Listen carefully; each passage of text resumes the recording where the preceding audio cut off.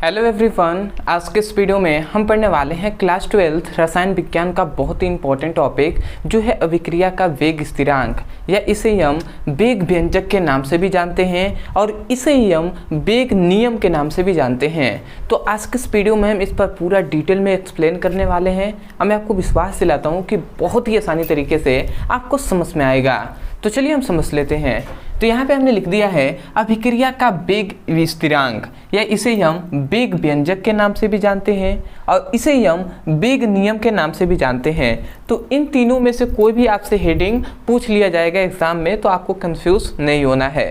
अब यहाँ पर हमने कुछ लिखा हुआ है, ये है वेग स्थिरांक का परिभाषा, जो आपको यदि आता है हेडिंग तो आपको लिखना होगा।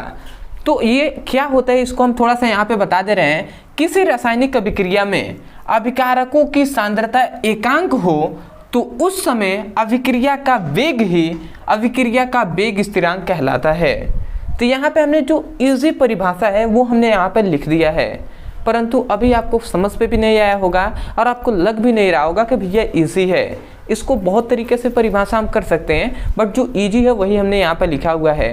अगर आपको इसको याद करना है तो केवल हमें 5 मिनट आप दीजिए, जो हम समझा रहे हैं उस पर आपको ध्यान देना है। तो देखिए हम सबसे पहले यहाँ पर एक हम अभिक्रिया ले लेते हैं। जैसे हम अभिक्रिया ले लेते हैं AA plus BB equal to उत्पाद। देखिए यहाँ पे हमने एक रासायनिक अभिक्रिया लिया है, तो हम इतने बेसिक बात जानते हैं कि इधर वाला जो भी चीज़ होता है, जो भी पदार्थ हम लेते हैं इधर, उसे हम क्या कहते हैं? अभिकारक कहते हैं।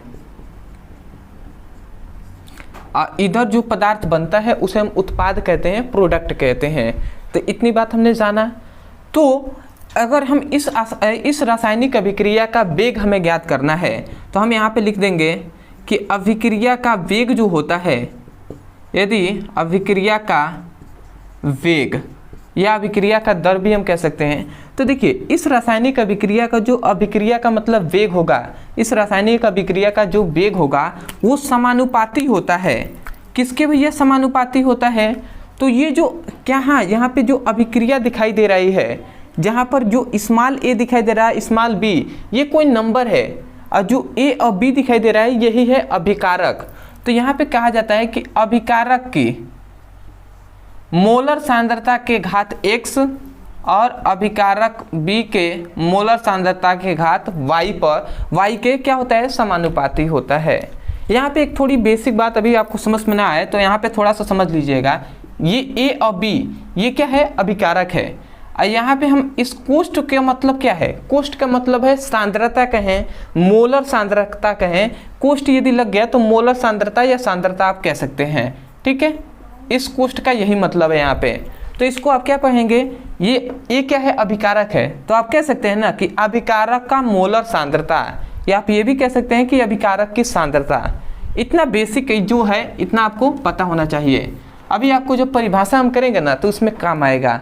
तो इतना आपने समझ लिया। अब थोड़ा सा ध्यान देंगे, जो अभिक्रिया का वेग है इसको हम R से प्रदर्शित करते हैं। तो R इक्वल टू, ये समानुपाती का चिन्ह हटता है तो इक्वल आता है। तो यहाँ पे K एक स्थिरांक आता है, जहाँ पे A 1 के घात x इंटू B के घात y, जहाँ x y क्या है भैया? कोई नंबर है। तो यहाँ से एक हमें फॉर्मूला मिला है, इस फॉर्मूले को आपको याद रखना है, ठीक है। ये जो फॉर्मूला है आपके लिए वेरी इंपॉर्टेंट है। अब इस फॉर्मूले को आपको याद रखना है। यहाँ पे कुछ बातें हैं जो आपको जानना चाहिए। R क्या है भैया? तो अभिक्रिया का वेग है। यहाँ पे K क्या है? K है वेग स्थिरांक, जहाँ K क्या है भैया? K है वेग स्थिरांक, ठीक है। इस बात को आपको याद रखना है। जो है अभिक्रिया का वेग स्थिरांक ही ना पढ़ रहे हैं, तो इसका ही हमें परिभाषा करना है। और जहाँ पे K क्या है? वेग स्थिरांक है। इतनी बात आप समझ गए। तो अब देखिए, अब आपको यहाँ से परिभाषा क्या करना है उसको आप ध्यान से समझेंगे। देखिए यहाँ पे हमने परिभाषा लिखा हुआ है।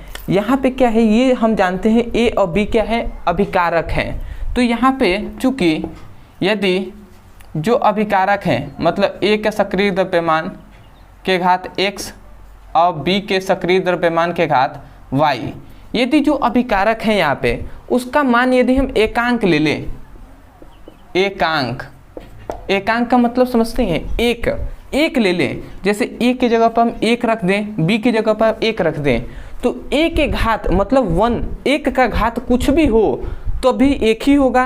और बी का घात कुछ, बी का मतलब बी के जगह पर हम 1 रख दें तो ए का घात चाहे वाई हो चाहे कुछ भी हो तो भी वो एक ही होगा।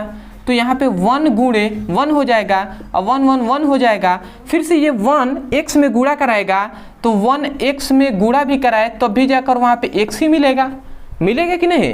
तो इससे हमें क्या पता चला, इससे हमें पता चला कि यदि इन दोनों का मान, यदि अभिकारक की जो सांद्रता का मान यदि एकांक हो जाए तो उस समय जो k होगा, उस समय जो k होगा वो r के बराबर हो जाएगा। उस समय जो k होगा वो r के बराबर हो जाएगा, होगा कि नहीं होगा। तो यहीं से ये r के x क्या है, वेग स्थिरांक है, और ये क्या है, अभिक्रिया का वेग है। तो यहीं से हम परिभाषा कह रहे थे कि किसी रासायनिक अभिक्रिया में, ध्यान से समझिएगा, किसी रासायनिक अभिक्रिया में अभिकारकों की सांद्रता एकांक हो तो उस समय अभिक्रिया का वेग ही अभिक्रिया का वेग स्थिरांक कहलाता है।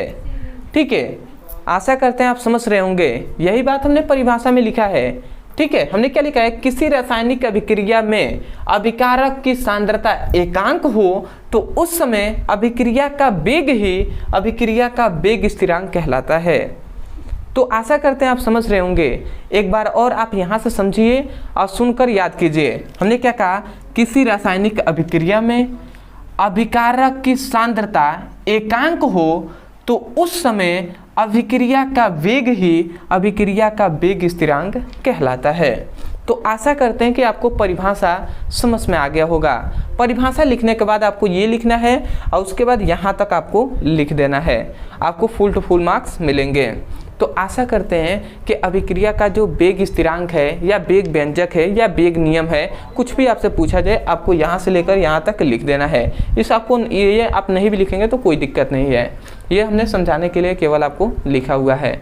तो आशा करते हैं कि आपको समझ में आ गया होगा। अदरवाइज यदि आपको समझ में आया है तो चैनल से ज़रूर जुड़ जाइएगा, क्योंकि आगे भी जो भी इंपॉर्टेंट टॉपिक होंगे केमिस्ट्री में जो आपके बोर्ड एग्जाम के लिए इंपॉर्टेंट होंगे वो सब हम लगातार आपको कराते रहेंगे। जो भी फिजिक्स में आप पढ़ाई कर रहे हैं तो फिजिक्स का भी हम चैप्टर वाइज सीक्वेंस में जो भी इंपॉर्टेंट टॉपिक है वो सब हम कराते जा रहे हैं, क्योंकि फालतू का कुछ भी हम नहीं पढ़ेंगे जो आपके बोर्ड एग्जाम के लिए इंपॉर्टेंट ना हो। क्योंकि भैया इतने सारे टॉपिक है, इतना चैप्टर बड़ा है आपका, आप देखेंगे तो बहुत सारा, परंतु जो इंपॉर्टेंट है वो सब हम कराएंगे आपको, जिससे आपकी बेहतर से बेहतर तैयारी हो सके। तो आशा करते हैं आप समझ गए होंगे।